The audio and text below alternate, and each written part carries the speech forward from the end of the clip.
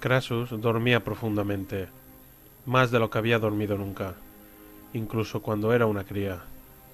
Viajaba entre el sueño normal y algo más, por ese paisaje onírico eterno del que ni siquiera el mayor de los conquistadores habría podido despertarse jamás. Dormía a sabiendas de que cada hora que transcurría lo acercaba más a ese sueño eterno, a ese dulce olvido. Y mientras dormía, el mago dragón soñaba. Las primeras visiones que tuvo eran muy difusas, imágenes surgidas del subconsciente del soñador. Sin embargo, pronto desfilaron ante él unas escenas oníricas mucho más precisas y sombrías, unas figuras aladas, algunas de las cuales eran dragones, revoloteaban a su alrededor presas del pánico. Un hombre vestido de negro y de aspecto amenazador se burlaba de él en lontananza. Un niño corría por una colina sinuosa que el sol iluminaba con suma intensidad.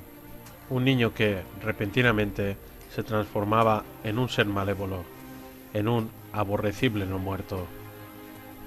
A pesar de estar sumido en las cimas más insondables del sueño, el mago se agitó inquieto por los posibles significados ocultos que podían tener aquellos sueños.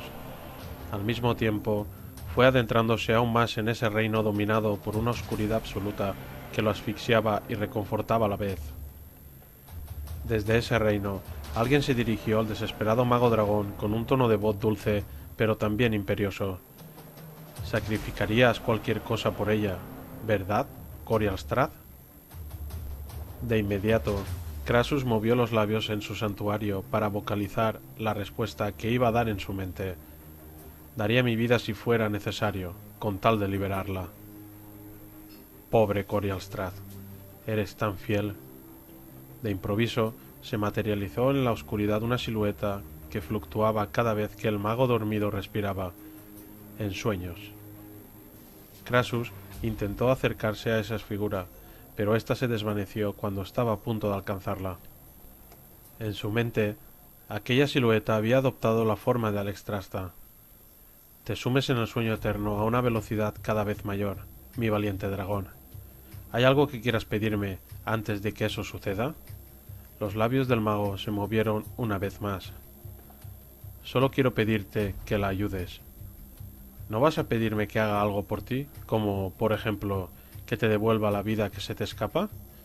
Aquellos que tienen la audacia de ingerir un veneno que los lleva a las puertas de la muerte deberían ser recompensados con un cáliz lleno de la mejor cosecha de los viñedos de la parca. Crassus tenía la sensación de que la oscuridad tiraba de él. Cada vez le costaba más respirar, e incluso pensar. Cada vez le tentaba más rendirse y aceptar el acogedor manto del olvido. Aún así, tras un tremendo esfuerzo, logró responder. Ayúdala, es lo único que te pido. De repente, sintió que algo lo arrastraba hacia arriba, hacia un lugar repleto de luz y color, donde pudo volver a respirar y pensar.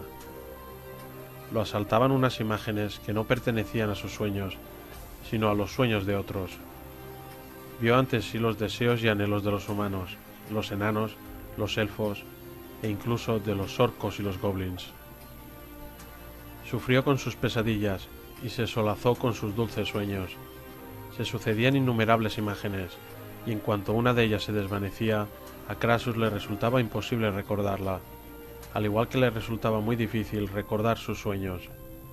Entonces, en medio de aquel paisaje cambiante, se materializó otra visión. Mientras que todo cuanto lo rodeaba fluía como la niebla, esta visión en concreto mantuvo una forma más o menos determinada que creció hasta superar con creces el tamaño del diminuto mago. Una elegante dragona, que era mitad materia, mitad imaginación, desplegó sus alas como si se estuviera desperezando tras un largo sueño. Por su torso se extendían diversas manchas de un verde apagado, como el que puede verse en un bosque justo antes de que caiga la noche. Crassus alzó la vista, dispuesto a cruzar su mirada con la de aquella dragona, y se percató de que tenía los ojos cerrados como si estuviera durmiendo. Sin embargo, no albergaba ninguna duda de que la señora de los sueños era capaz de percibir su presencia. No voy a exigirte tal sacrificio, Corialstrath, ya que siempre has sido un soñador que ha despertado mi curiosidad. En ese instante, Las comisuras de los labios de la dragona se curvaron ligeramente. Eres un soñador de lo más intrigante. Crassus intentó apoyar los pies en tierra firme o en algún tipo de superficie sólida, pero el suelo bajo sus pies seguía siendo muy maleable. Se asemejaba prácticamente a un líquido. Se vio obligado a flotar, lo cual le hacía sentir muy incómodo. Gracias, Ysera. Siempre has sido tan educado, tan diplomático, incluso con mis consortes, quienes, en mi nombre, han rechazado tus peticiones y deseos en más de una ocasión, dijo la dragona. Actuaron así porque no comprendían del todo la situación, replicó el mago. ¿Quieres decir que yo no comprendí del todo la situación? Ysera retrocedió flotando suavemente, y su cuello y sus alas se ondularon como si se estuvieran reflejando en un estanque al que alguien hubiera arrojado una piedra. Si bien la dragona mantuvo los párpados cerrados en todo momento, su enorme semblante se centró claramente en aquel intruso que se había adentrado en su reino. Liberar a tu amada Alexstrasza no es una tarea sencilla, y no estoy segura de que compense el alto precio que habría que pagar por ello. ¿No es mejor dejar que el mundo siga su curso y se haga su voluntad? Si la protectora debe recuperar la libertad, ¿acaso no sucederá porque tenga que suceder? Su apatía, en realidad la apatía de la que habían hecho gala los tres aspectos que había visitado, prendió la llama de la ira en la mente del mago dragón. Entonces, el destino del mundo es someterse a la voluntad de la muerte. No dudes ni por un instante que eso será lo que ocurrirá si todos vosotros seguís sin hacer nada salvo dejar pasar el tiempo y soñar. Ysera plegó sus alas. No menciones al innombrable. Pero Crassus siguió insistiendo. ¿Por qué no, dama de los sueños? ¿Acaso el innombrable te provoca pesadillas? Pese a que permanecía con los ojos cerrados, sin duda en ellos brillaba el destello de alguna emoción espantosa. No volveré a sumirme en los sueños de ese ser. Probablemente es más terrible en sueños que despierto. El atribulado mago no fingió que había entendido las últimas palabras. Lo único que le preocupaba era el hecho de que ninguno de esos grandes poderes parecía capaz de reunir las ganas o el valor necesario para plantarle cara al dragón tenebroso. Si bien era cierto que gracias al alma demoníaca ya no eran lo que habían sido en su día, seguían siendo los portadores de un poder extraordinario. Aún así, los tres parecían creer que la era del dragón había quedado atrás, y aunque fueran capaces de alterar el futuro, no les merecía la pena hacer ese esfuerzo que los obligara a abandonar el letargo en que se habían sumido voluntariamente. Sé que tanto tú como tus homólogos todavía camináis entre las razas más jóvenes, Ysera.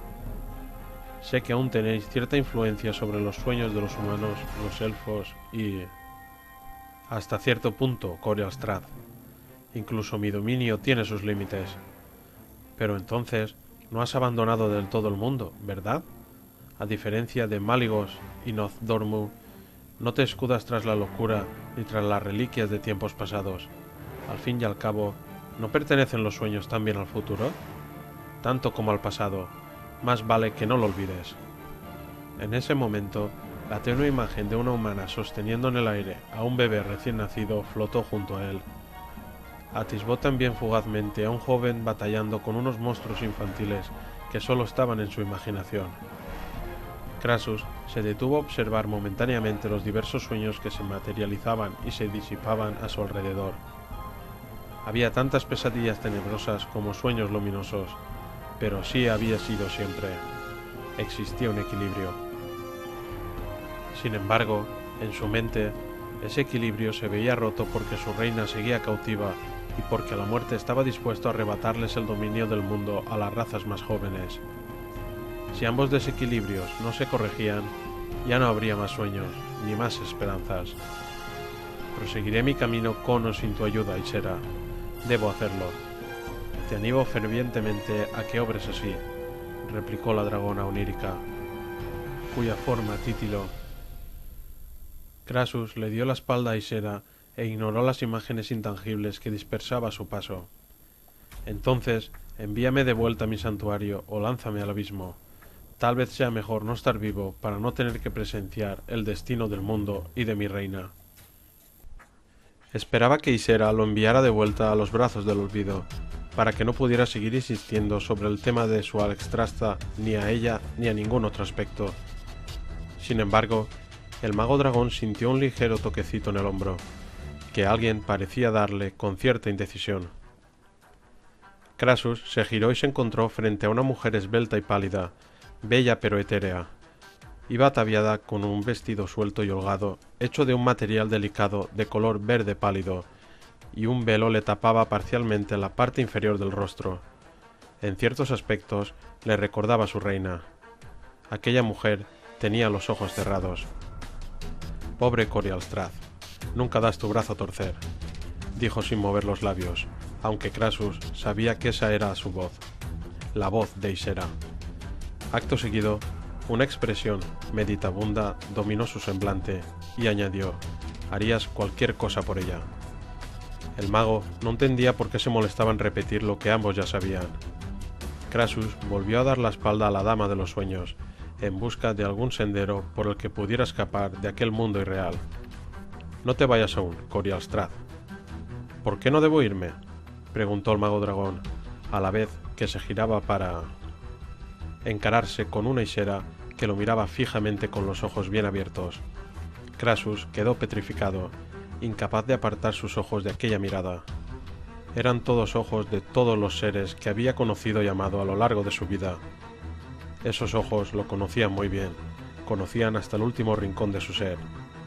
Eran de color azul, verde, rojo, negro, dorado, de todos los colores posibles.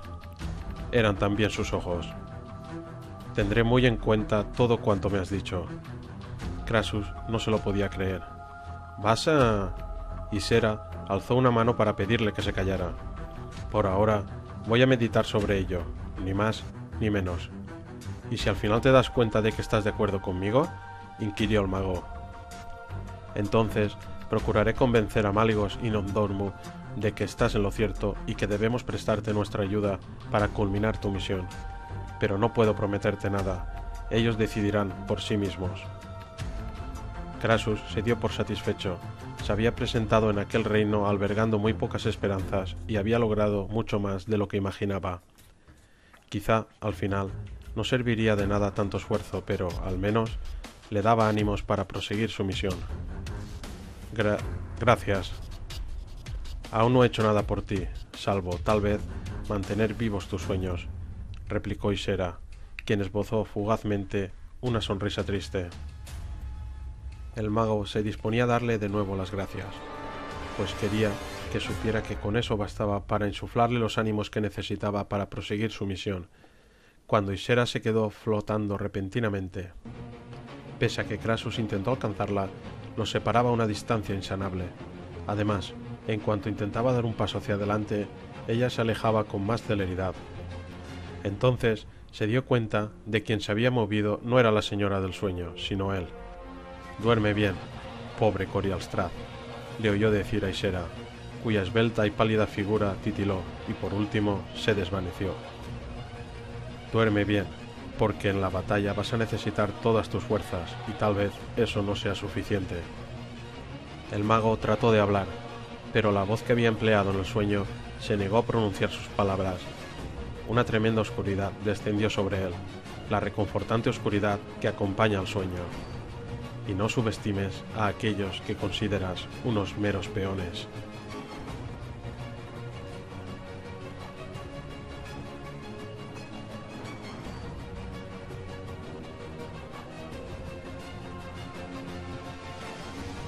La fortaleza montañosa de los orcos resultó ser no solo mucho más inmensa de lo que Ronin había supuesto, sino más caótica. Los túneles que esperaba que lo llevaran hasta su meta parecían desviarse súbitamente de la trayectoria más lógica. Además, a menudo se veía obligado a ascender en vez de descender. Algunos terminaban abruptamente, sin razón que lo justificase. Uno de estos últimos, en concreto, lo obligó a retroceder durante más de una hora, lo cual no solo supuso una gran pérdida de tiempo, sino que acabó por agotar sus ya escasas fuerzas. Tampoco ayudaba a mejorar sus perspectivas que a la muerte no hubiera hablado con él ni una sola vez en todo ese tiempo. Aunque Ronin no confiaba en el dragón negro, al menos sabía que éste lo guiaría hasta la colosal cautiva. El mago se preguntaba qué estaba distrayendo tanto al dragón de las tinieblas. En un momento dado, en un corredor a oscuras, el fatigado hechicero decidió sentarse a reponer fuerzas. Afortunadamente, todavía llevaba encima el pequeño pellejo con agua que le habían dado los desventurados goblins de la nave. Tras dar un largo trago, se recostó, convencido de que le bastaría con relajarse unos minutos para despejarse mentalmente y recuperarse físicamente, de modo que podría proseguir su travesía por aquellos pasadizos con ánimos renovados. ¿De verdad creía que iba a ser capaz de liberar a la reina de los dragones? Cada vez albergaba más dudas, ya que, a medida que pasaba el tiempo, le costaba más avanzar por las entrañas de la montaña. ¿Acaso había llegado hasta allí solo para suicidarse de una manera extravagante y grandiosa? Eso era absurdo. Su muerte no les iba a devolver la vida a los que habían perecido en su anterior misión. Además, aquellas personas lo habían acompañado voluntariamente, por tanto, eran también responsables del destino que habían sufrido. ¿Cómo se le había ocurrido siquiera soñar con llevar a buen puerto una misión tan demencial? Entonces, Ronin echó la vista atrás y recordó el momento en que había surgido esa idea. Como tenía prohibido participar en las actividades del Kirin Tor tras la debacle acaecida en su última misión, el joven mago se había pasado los días absorto en sus pensamientos, sin ver a nadie y comiendo frugalmente. Asimismo, en virtud del castigo que le habían impuesto, no se le permitía a nadie que fuera a verlo. Por eso fue toda una sorpresa que Krasus se materializara ante él para ofrecerle su apoyo a la hora de volver a formar parte de las filas del Kirin Tor. Ronin siempre había pensado que no necesitaba ayuda de nadie, pero Krasus lo convenció de que estaba equivocado. El mago maestro analizó con tanto detalle y lucidez la difícil situación en que se encontraba su joven homólogo que éste acabó pidiéndole su ayuda abiertamente. En determinado momento de la conversación surgió el tema, los dragones, y de ahí enlazaron con Alexstrasza, la colosal dragona carmesí que los orcos mantenían cautiva, a la que obligaban a engendrar pequeñas bestias que luego luchaban para defender la gloria de la Horda. Si bien el grueso de la Horda había sido aniquilado, mientras la dragona siguiera prisionera de los orcos de Khaz-Modan, estos seguirían provocando el caos en la Alianza y asesinando a infinidad de inocentes. En el transcurso de aquella charla, a Ronin se le ocurrió la idea de liberar a la dragona, una idea tan genial que estaba convencido de que solo se le podría haber ocurrido a él. En aquel momento le pareció todo tan lógico. Así se redimiría o moriría intentando llevar a cabo una misión de la que sus hermanos magos hablarían por los siglos de los siglos. Krasus se había sentido realmente impresionado. De hecho, Ronin se acordó en ese instante de que el anciano mago había pasado mucho tiempo con él, puliendo los detalles del plan y animando al taumaturgo pelirrojo a pasar a la acción. Ahora Ronin reconocía que quizá habría abandonado la idea si no hubiera sido por la insistencia de su mecenas. En cierto sentido, daba la impresión de que aquella misión había sido idea de Krasus y no suya, aunque, si eso fuera así, ¿para qué quería aquel miembro sin rostro del Consejo enviar a su protegido a realizar una misión tan peligrosa? Si Ronin la culminaba con éxito, se le reconocería cierto mérito a Krasus por haber confiado en él, pero si fracasaba, su mecenas no conseguiría nada, más bien al contrario. El joven mago hizo un gesto de negación con la cabeza. Si seguía haciéndose preguntas como aquellas, pronto se convencería de que su valedor había sido realmente el impulsor del plan y que, en cierto modo, la había manipulado para que quisiera realizar ese viaje a tierras hostiles, lo cual era absurdo. Ronin estuvo a punto de ponerse en pie al verse sorprendido por un ruido repentino. Entonces se dio cuenta de que mientras reflexionaba se había ido sumiendo en las nieblas del sueño. El mago se arrimó a la pared, a la espera de poder comprobar quién recorría el oscuro pasillo. Seguramente los orcos ya sabían que ese túnel acababa abruptamente. ¿Acaso habían acudido a ese lugar con el único fin de capturarlo? No obstante, aquel ruido apenas discernible y que se le antojó una conversación entre cuchicheos, se fue desvaneciendo poco a poco en la lejanía. El mago se dio cuenta de que había sido víctima de los complejos vericuetos acústicos de aquella intrincada red de cavernas. Con casi toda seguridad, los orcos a los que acababa de escuchar conversar se encontraba a bastante distancia de él.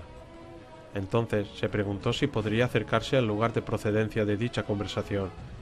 Con esperanzas renovadas, Ronin se dirigió con cautela hacia donde creyó ubicar aquellas voces. Aunque no llegara a dar con el punto exacto, confiaba al menos, gracias al eco, en llegar a su meta. El joven mago no sabía a ciencia cierta cuánto tiempo había permanecido dormido. A medida que avanzaba, escuchaba más ruidos, como si todo Green Battle acabara de despertar. Los orcos parecían inmersos en un gran ajetreo, lo cual suponía un problema para él, porque ahora escuchaba demasiados ruidos procedentes de distintas direcciones. Ronin no quería acabar por error en las cámaras de entrenamiento de los guerreros o en el comedor. Lo único que deseaba era llegar a la cámara donde estaba retenida la reina de los dragones. Entonces, el ruido de un dragón se impuso sobre los demás ruidos. Un bramido agudo que apenas duró unos instantes. Si bien Ronin ya había oído gritos similares en otras ocasiones, no les había prestado mucha atención. Se maldijo por ser tan necio. ¿Acaso no era lógico que todos los dragones estuvieran encerrados en la misma zona de la montaña? En el peor de los casos, si seguía aquellos gritos, lograría acercarse a alguna de esas bestias y quizá pudiera dar con el camino que llevara a la cámara donde retenían cautiva a la reina. Se fue abriendo paso por los túneles sin grandes problemas, puesto que los orcos parecían encontrarse muy lejos de los pasillos que Ronin recorría en aquellos instantes, centrados en un importante proyecto. La posibilidad de que Green Battle se estuviera preparando para una batalla rondó por la mente del mago. A esas alturas, la alianza debía estar sometiendo a una gran presión a las fuerzas orcas desplegadas en la parte septentrional de Gazmodan. En consecuencia, Green Battle tendría que prestar su apoyo a sus hermanos del norte si la Horda pretendía repeler la invasión de los humanos y sus aliados. Si eso era así, Ronin podía beneficiarse de ese ajetreo. Los orcos tendrían centrada su atención en dicho fin, y, además, habría menos por los corredores. Seguramente, todos los orcos que dispusieran de una montura estarían surcando el cielo en breve, con destino hacia el norte. Con ánimos renovados, el mago apretó el paso y avanzó con mayor decisión y seguridad. No obstante, segundos más tarde, estuvo a punto de darse de bruces con un par de orcos enormes y muy robustos. Por fortuna, ellos se sorprendieron más que él. Ronin alzó inmediatamente la mano izquierda y masculló un hechizo que hubiera preferido preservar para cuando se encontrara en peores circunstancias. Una ira desenfrenada se apoderó del rostro del orco más cercano, quien hizo ademán de agarrar el hacha que portaba a la espalda. El sortilegio de Ronin lo alcanzó en el pecho, empujando al descomunal guerrero contra la pared rocosa más próxima. En cuanto el orco impactó contra la pared, se fundió con la roca.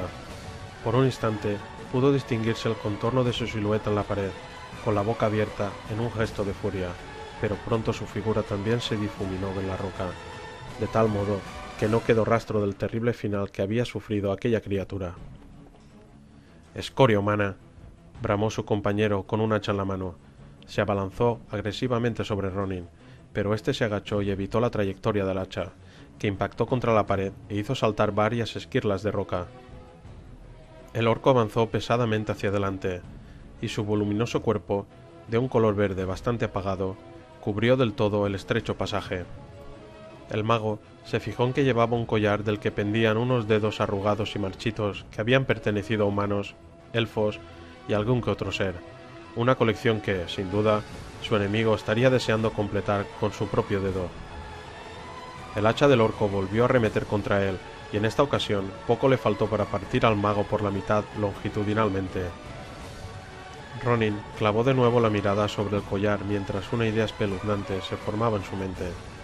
Acto seguido, señaló el collar con un gesto preciso. Su hechizo provocó que el orco detuviera su avance brevemente. En cuanto aquel salvaje guerrero comprobó que el conjuro no tenía ningún efecto visible, se rió con desdén del patético y despreciable humano. «Vamos, será una muerte rápida, mago». Sin embargo, en cuanto alzó el hacha de nuevo, el orco sintió que algo le rascaba el pecho y tuvo que bajar la mirada. Los dedos de su collar, 2 decenas en total, habían ascendido hasta su garganta. De inmediato, tiró el hacha al suelo e intentó quitárselos de encima, pero le resultó imposible, pues se habían aferrado a su gaznate con fuerza. Tosió a la vez que los dedos se unían para conformar una mano macabra que los triangulaba y privaba de aire. Ronin retrocedió mientras el orco se retorcía desesperada y frenéticamente para intentar librarse de esos dedos sedientos de venganza. En un principio, la intención del mago había sido que el hechizo fuera una mera distracción mientras se le ocurría un conjuro más contundente y definitivo. Sin embargo, aquellos dedos cercenados parecían dispuestos a aprovechar la oportunidad de revancha que les había brindado Ronin. No obstante, por muy mago que fuera, no podía creer que los espíritus de los guerreros que habían muerto a manos de aquel orco impulsaran a esos dedos a realizar tamaño esfuerzo. No, se debía a la potencia del hechizo. Sí, tenía que ser así. Los dedos encantados ejecutaron su siniestra tarea con sumo entusiasmo, ya fueran impulsados por espíritus vengativos o por la magia. Gran parte de la zona superior del pecho del orco estaba cubierta de la sangre que emanaba de las heridas que esas uñas le habían infligido en la garganta. El monstruoso guerrero cayó de rodillas y miró con desesperación a Ronin, quien se vio obligado a desviar la mirada. Unos segundos más tarde, escuchó cómo el orco exhalaba su último suspiro. A continuación, su pesado cuerpo impactó contra el suelo del túnel. El colosal y rabioso orco yacía en medio de un charco de sangre, con los dedos clavados en su cuello. Ronin se acercó al cadáver y se atrevió a tocar uno de los dedos cercenados. Al instante, pudo comprobar que ya no se movían, pues carecían de vida. Los dedos habían retornado a su estado anterior tras haber cumplido su cometido, tal como él había previsto cuando lanzó el hechizo. Aún así, Ronin dejó atrás aquel cadáver a paso ligero, mientras intentaba apartar ciertas dudas de su mente. No tenía dónde esconder el cuerpo, ni tenía tiempo que perder pensando en qué hacer con él. En breve, algún orco descubriría lo que había sucedido, pero el mago no podía hacer nada al respecto. Tenía que centrarse única y exclusivamente en la reina de los dragones. Si conseguía liberarla, quizá ella luego podría llevar a Ronin a un lugar seguro. En realidad, esa era la única posibilidad que tenía de escapar vivo de aquella montaña. Logró cruzar los siguientes túneles sin más incidencias, y pronto se encontró dirigiéndose hacia un pasillo profusamente iluminado, del que surgían una serie de voces confusas que iban aumentando de volumen. A partir de entonces, Ronin avanzó con más cautela, se acercó al cruce de corredores y, en cuanto llegó a un recodo, asomó la cabeza con sigilo para poder ver qué sucedía. Lo que había dado por supuesto que era un pasillo resultó ser la entrada a una vasta caverna que se abría a la derecha, en la que varias decenas de orcos cargaban afanosamente carros y carromatos y se ocupaban de los animales que iban a tirar de ellos. Al parecer, tenían intención de emprender un largo viaje y no pensaban regresar a la montaña en bastante tiempo. ¿Acaso había acertado cuando conjeturó que se disponían a prestar apoyo a los orcos del norte? Pero si estaba en lo cierto, ¿por qué daba la impresión de que todos los orcos se iban de allí? ¿Por qué no se marchaban solo los dragones y sus jinetes? Además, si pensaban viajar en esos carromatos, tardarían mucho tiempo en alcanzar Dunalgard. Entonces, aparecieron dos orcos en su campo visual que portaban algo muy pesado entre ambos. Estaba claro que habrían preferido dejar en el suelo el objeto que cargaban, pero, por alguna razón, no se atrevían a hacerlo. De hecho, Ronin tuvo la sensación de que llevaban aquella carga con especial cuidado, como si estuviera hecha de oro o un material similar. Tras comprobar que nadie miraba en su dirección, el mago avanzó unos pasos para poder examinar mejor aquel objeto que los orcos trataban con tanto mimo. Era redondo, mejor dicho, ovalado, de aspecto tosco y cubierto de escamas. En efecto, a Ronin le recordaba un huevo de dragón para ser exactos. Con suma celeridad, recorrió con la mirada los carromatos y se dio cuenta de que varios de ellos transportaban unos cuantos huevos en distintas fases de desarrollo. Algunos eran suaves y lisos, prácticamente redondos, mientras que otros estaban cubiertos de escamas y a punto de eclosionar. Los dragones eran un elemento fundamental para aumentar las mermadas esperanzas de los orcos. ¿Por qué se arriesgaban a emprender un viaje tan peligroso con una carga tan preciada? Humano. Ronin tuvo que reprimir un grito al escuchar esa voz súbitamente en su cabeza. Se arrimó lo más posible a la pared y a continuación volvió con sigilo al túnel. Cuando se aseguró de que ningún orco podía verlo, Agarró el medallón que llevaba alrededor del cuello y se concentró en el cristal negro del centro. En esos instantes refulgía tenuemente. Humano. Ronin, ¿dónde te encuentras? ¿Acaso la muerte no lo sabía? Me encuentro en el corazón de la fortaleza orca, susurró el mago. Estaba tratando de localizar la cámara donde retienen cautiva a la reina de los dragones. Sin embargo, has dado con otra cosa. He atisbado que era fugazmente. ¿De qué se trata? Por alguna extraña razón, Ronin no quiso decirle la verdad. Solo son orcos que están practicando técnicas de combate. Por poco me doy de bruces con ellos sin darme cuenta. Un largo silencio siguió su respuesta, tanto que llegó a pensar que a la muerte había decidido poner punto y final a aquella conversación. Entonces, con un tono de voz sumamente calmado, el dragón replicó: «Quiero verlo». «No es nada». Antes de que Ronin pudiera pronunciar una sola palabra más, su cuerpo se rebeló contra él y se vio obligado a regresar a la caverna donde se concentraba aquella cantidad innumerable de orcos. Indignado y furioso quiso protestar, pero esta vez su boca no obedeció sus órdenes. A la muerte lo llevaba de vuelta al lugar de donde venía cuando decidió llamarlo. Acto seguido, lo obligó a alzar el medallón con la mano derecha. Ronin supuso que estaba observándolo todo a través del cristal de color ébano. «Con que están practicando técnicas de combate. Ya veo. Yo diría, más bien, que están practicando nuevas formas de batirse en retirada, ¿no?» El mago fue incapaz de contestar a la réplica burlona del Leviatán, aunque pensaba que a la muerte no le hubiera importado mucho que le respondiera. A continuación, el dragón lo obligó a quedarse ahí al descubierto mientras examinaba todo con suma atención a través del medallón. «Sí, ya veo. Bueno, ya puede regresar al túnel».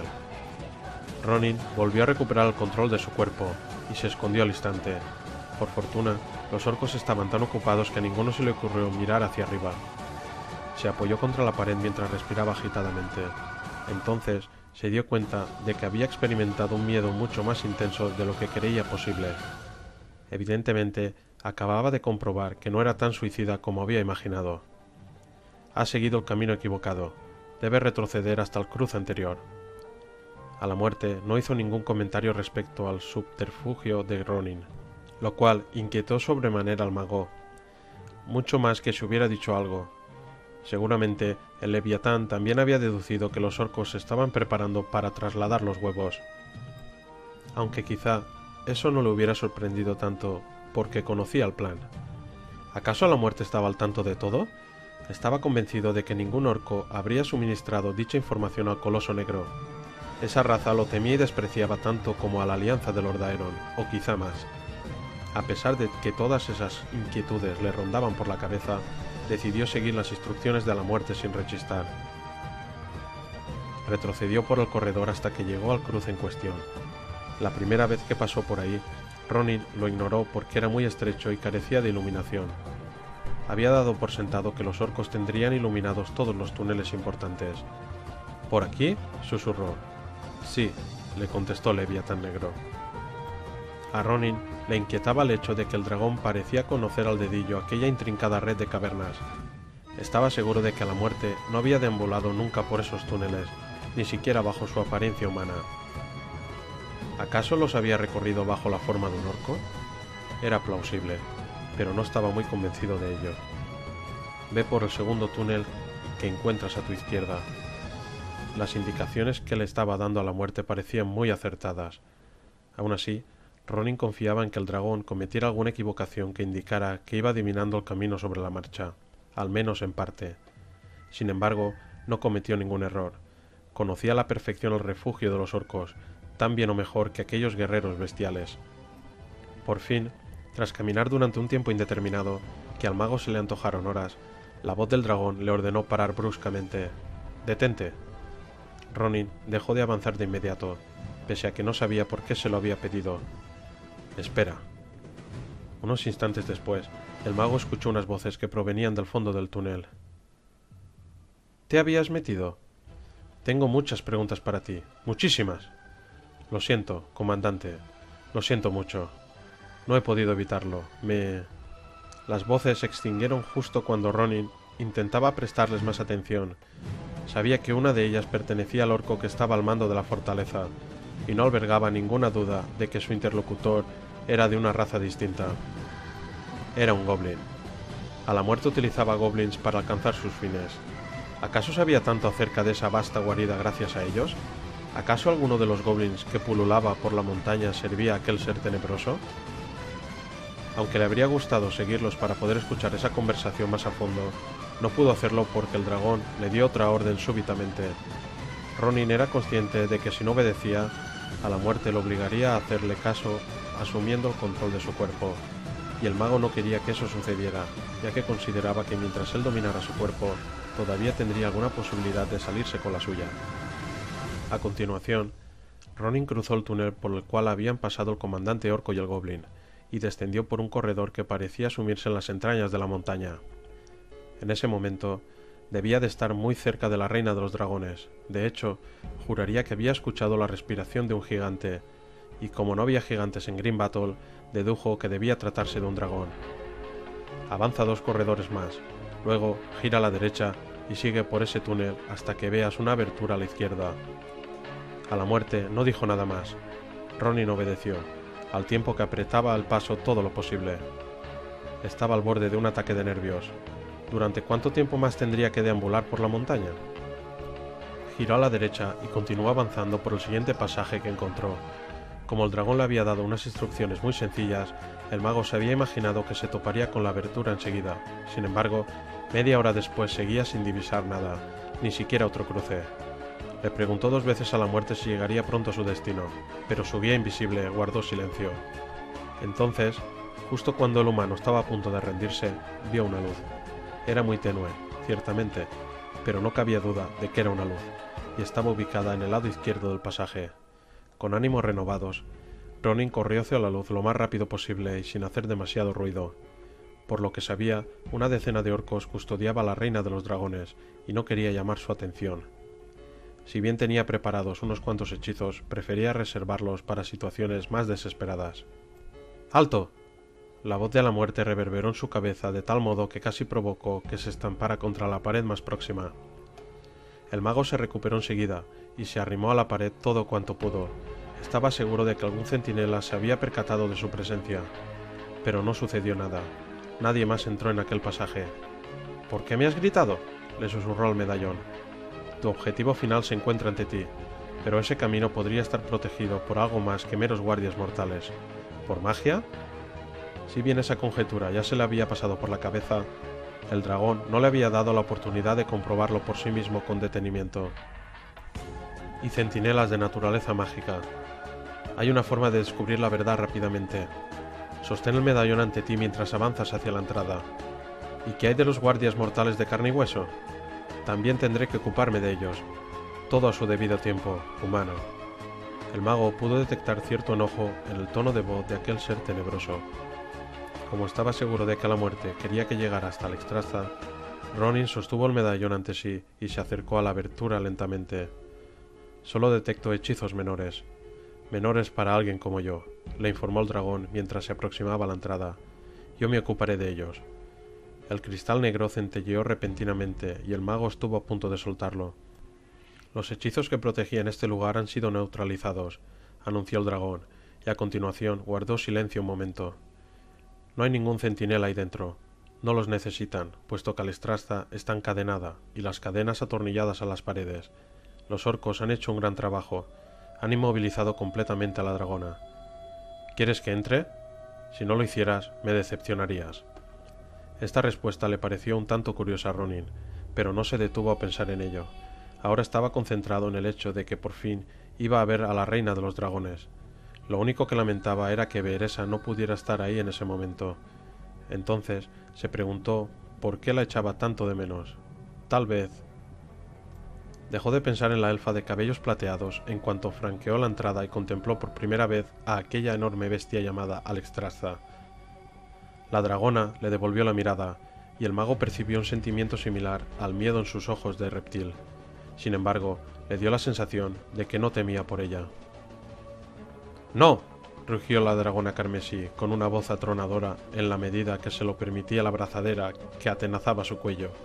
¡Atrás! Al mismo tiempo, A la muerte exclamó con un tono triunfal. ¡Perfecto!